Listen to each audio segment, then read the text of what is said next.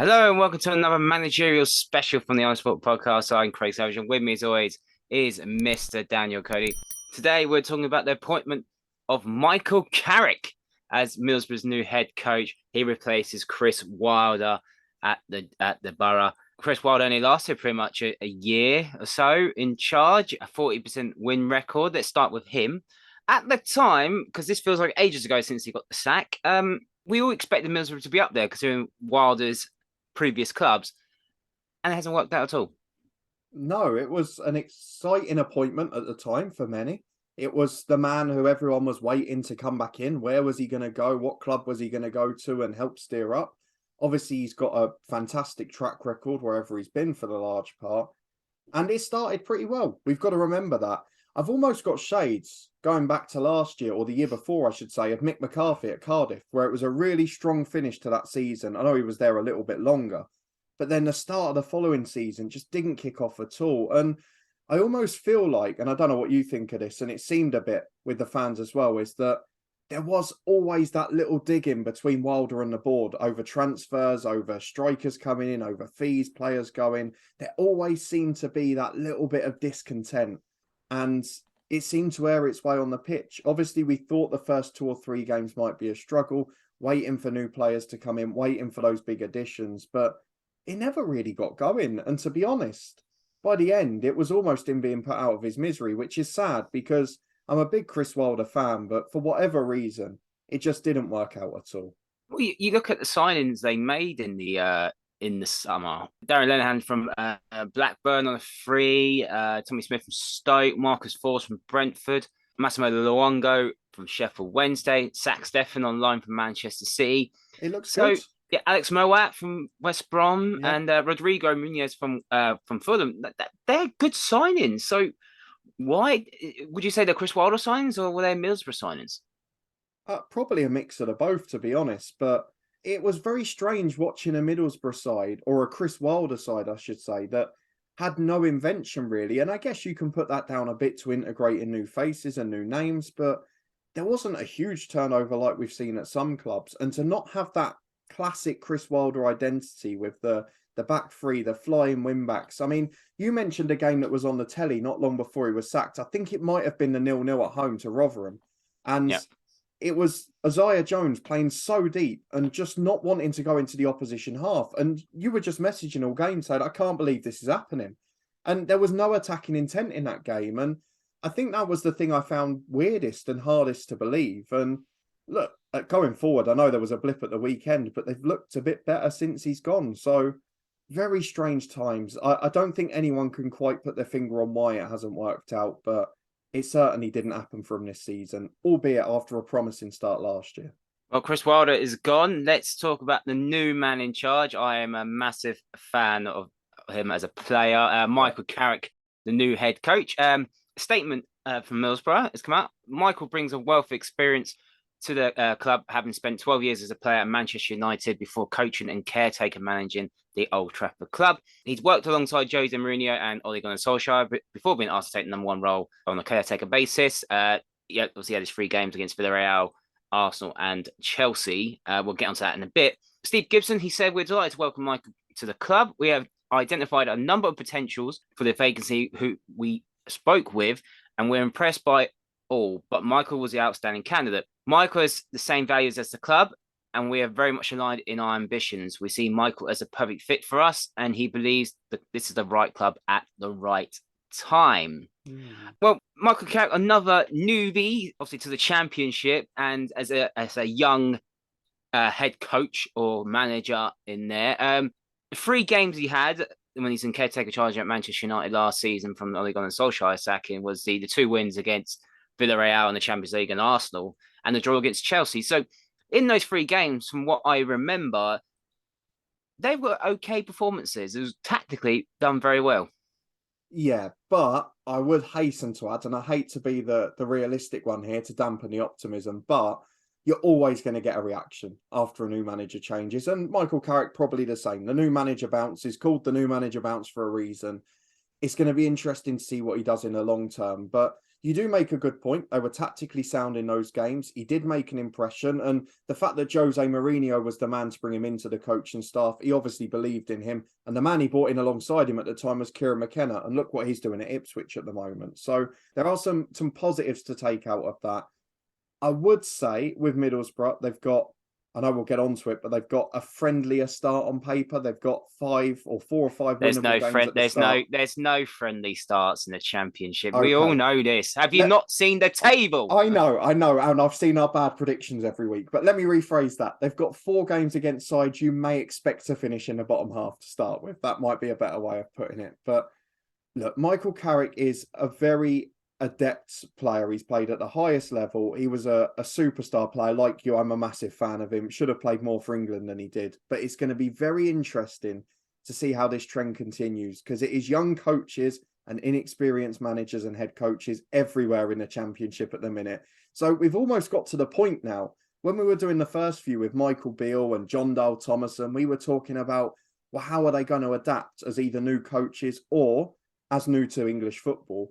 Whereas now, you've basically balanced it out, because half the league's like it now at this point. So half the teams have sacked their managers to start with, or head coach. And we've still got 3 more of these to do eventually whenever the other clubs get around and pull their finger out. So I don't see that as much of an issue as it was perhaps in the summer for the first clubs doing it. And I think probably these guys owe thanks to the likes of Michael Beale for doing so well at the start of the season.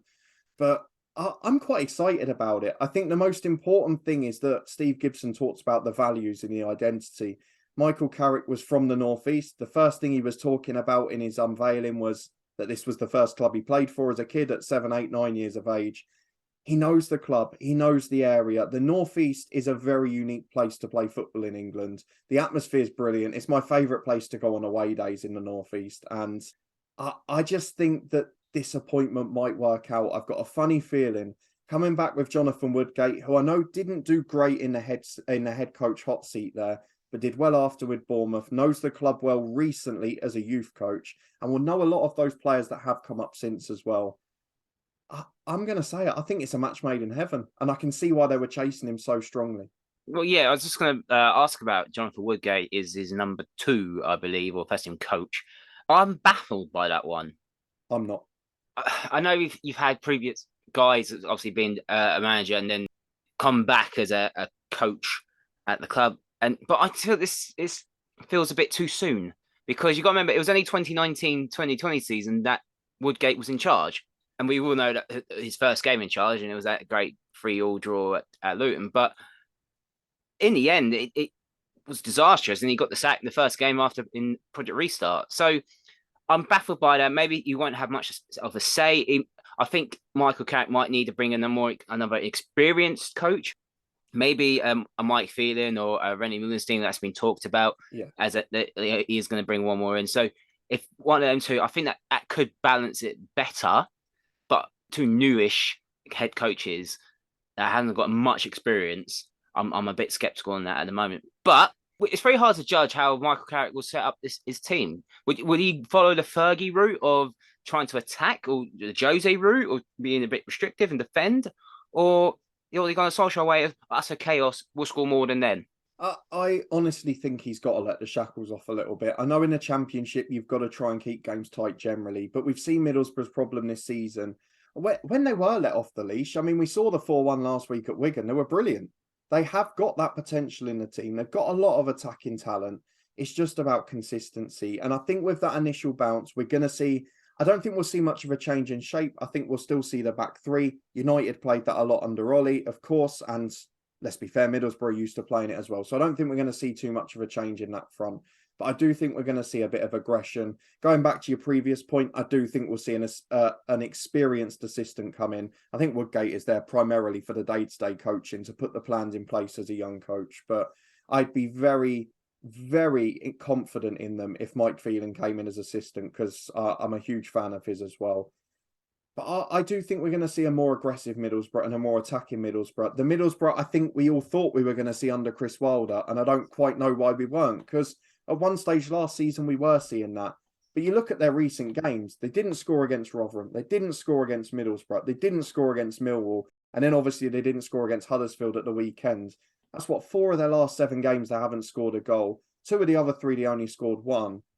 They need to produce more performances like Wigan, and they need them to be consistent. So I think it will take a little bit of time, but I think it's going to be a much more open-minded and aggressive and attacking philosophy long term. He has to unleash someone like Isaiah Jones and maybe target Matt Crooks as well up top to get Middlesbrough going, get Matt Alex Moore on the ball. He can create stuff, and they just need to be defensively sound. He knows Paddy McNair. He's played with Paddy McNair in the past, so it's a good team. It's a good team on paper, but we're not playing on paper at the moment. They're currently just outside the relegation zone in the Championship, so something's clearly not gone well there. And it needed something different, something new, something a bit raw, and I think Steve Gibson did that with Brian Robson back in the day. But we don't know how long Michael Carrick's contract is. It was not on the statement, but how do you see, let's get with it. Well, next few games, they've got Preston away on Saturday, then they got Hull, Bristol City, Blackpool, and then Norwich before the World Cup starts. Yeah, and those first 4 on paper, you look at them based on where they finished last season, based on where they were expected to finish pre-season, and you say, we've got a chance to pick up points here. If they can get the bounce, then great. Obviously, it's not ideal that the first 2 games are away from home. That's not what you want as a new manager. You'd love to get the first game at home, get 3 points. But Preston have barely let in a goal this season, so it's going to be a great test of his attacking intent, isn't it? We know how strong they've been at the back. We probably all would predict. Well, they did concede 4. They did concede 4 at the weekend. Well, they did, but they don't often concede 4. They don't often concede 1, let alone 4. But it's going to be interesting to see how his attacking intent pays off there. Hull have been in disarray, but who knows? They'll probably have a new manager in a week's time. Bristol City are goals galore at both ends, and Blackpool are a mixed bag. It's either 3 or 1-0. So you just don't know what to go for in some of these games. I think it's going to be a really interesting start. You'd certainly call those first 4 games winnable. You get to Norwich, who knows what's happening? They're 5 without a win at the moment. I think it's going to be a positive start for him. I think he's got to be front-footed and try and beat these teams. There's going to be a lot of backlash very quickly if he plays steady, content football, trying to nick a draw against Preston and Hull. With the greatest of respect to them, they're teams at the start of the season Boro would have expected to beat. We both put them in the playoffs for a reason, and Michael Carrick might be the man to make it deliver, but I think there'll be assistant in before too long. How do you see Michael Carrick lasting the season? Well, do you think he lost the season? That's the first question. And if he does, how do you think he will do? Well, let's be honest. With him taking over a point outside the relegation zone and in 21st, he's going to get the season unless they fall into major trouble. There's no doubt about that for me, because he can look now and say, if I stabilise the club, start playing some good football and get you up the table a bit, I've done my job. And again, I go back to his former coaching mate, Kieran McKenna at Ipswich. Very steady finish to last season.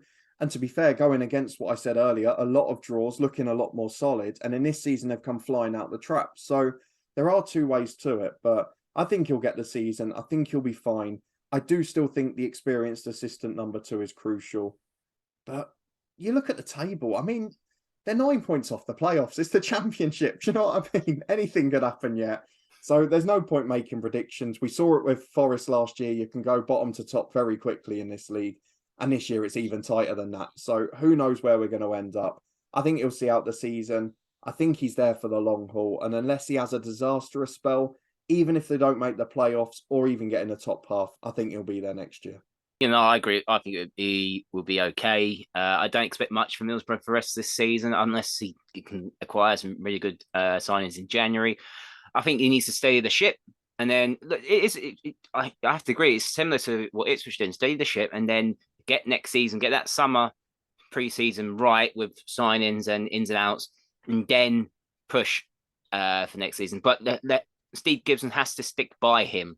I can only see why Steve Gibson didn't stick by Chris Wilder, because obviously there's a bit of falling out. He didn't stick by with Jennifer Woodgate back in 2019-20 because they were in danger when they were all right. Well, yeah, something was not. Maybe Steve Gibson is the problem now.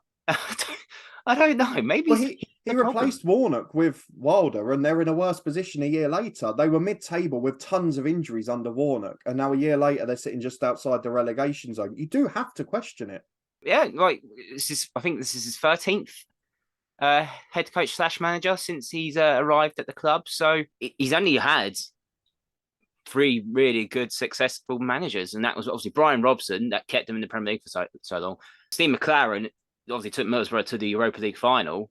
And Karanka that got then promoted back to the Premier League and then had a falling out there as well. Maybe because there's a lot about Karanka. We won't get into his story. But overall, his record, Gibson, isn't that great, especially since they got relegated to the Championship. Maybe you can look at Gibson and think, yeah, he's kept the club stable, yada yada yada, but his decisions at times are a bit iffy. But we hope, for Michael Carrick's sake, and we know how much of a fantastic footballer he was, and very very underrated, he gets enough time to actually implement stuff, because as we all know, the Championship, look at Rob Edwards, for example. He lasted 10 games. He can't implement anything in 10 games. And obviously he's got the boot. So we hope, well, I think he lasts out the season. He needs a good pre-season next season, and then we'll see from there. But that is our thoughts on the sacking of Chris Wilder at Middlesbrough and the hiring of Michael Carrick as Middlesbrough's new head coach. Do you agree with us or disagree with us? Let us know in the comments. And don't forget to like this video, subscribe to the Honest Football Podcast, and you can follow us on Twitter at Honest Football 3. We are back for more predictions later in the week. And we'll see you next time.